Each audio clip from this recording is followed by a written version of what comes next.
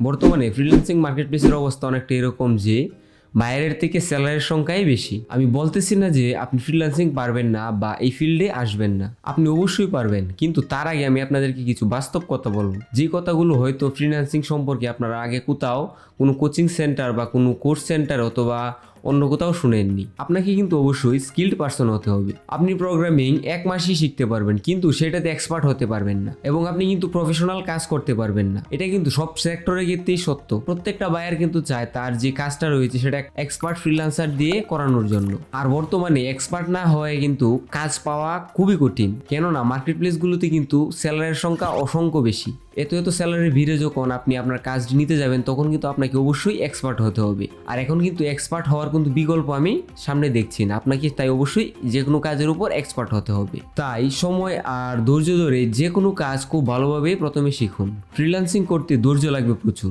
ধরে নিলাম আপনি যে কোনো একটা কাজ খুব ভালোভাবে পারেন এবং সেই কাজের প্রতি আপনি এক্সপার্ট হয়ে গিয়েছেন। পরবর্তী কাজ কি হবে? যে কোনো একটা মার্কেট প্লেসে অ্যাকাউন্ট খুলে সেখানে আপনার কাজের জন্য অপেক্ষা করতে হবে। আপনি কিন্তু সাথে সাথেই কোনো কাজ পেয়ে যাবেন না। যদি না আপনার ভাগ্য ভালো থাকে, তাহলে আপনি হয়তো কাজ পেতেও পারেন। সেক্ষেত্রে আপনার কিন্তু প্রথম কাজটা পেতে 1 থেকে 2 মাস সময়ও লাগতে পারে, এবং এই সময়টার ভিতর কি করবেন, আপনি আপনার স্কিল বৃদ্ধি করবেন এবং আপনাকে ধৈর্য ধরে আপনার যে কমিউনিকেশন স্কিলসগুলো রয়েছে সেগুলো বৃদ্ধি করতে হবে। তারপর যেটা আসে তা হলো, ফ্রিল্যান্সিংকে কখনো আপনার মেইন ইনকাম সোর্স হিসেবে নেবেন না। ফ্রিল্যান্সিং এর পাশাপাশি কিন্তু আপনাকে আলাদা একটা ইনকামের ব্যবস্থা করে নিতে হবে, কেননা কোনো মাসে হয়তো আপনি $1000 ইনকাম করতে পারবেন এবং কোনো মাসে হয়তো আপনার ইনকামের পরিমাণটা থাকবে একদম শূন্য। কখনো কাজ পাবেন এবং কখনো হয়তো কাজ পাবেন না। অথবা সবচেয়ে বড় যে বিষয়টা থাকছে সেটা হলো, আপনার অ্যাকাউন্ট কিন্তু যে কোনো মার্কেট প্লেস থেকে এনি টাইম ব্যান অথবা ডিসেবল হয়ে যেতে পারে। সেক্ষেত্রে কিন্তু আপনাকে ব্যাকআপ হিসেবে যে কোনো একটা ইনকাম সোর্স আগে থেকেই চিন্তা করে রাখতে হবে। ফ্রিল্যান্সিং কিন্তু সবার জন্য নয়। যে ধৈর্য ধরে সময় দিয়ে এটার পিছনে লেগে থাকতে পারে এবং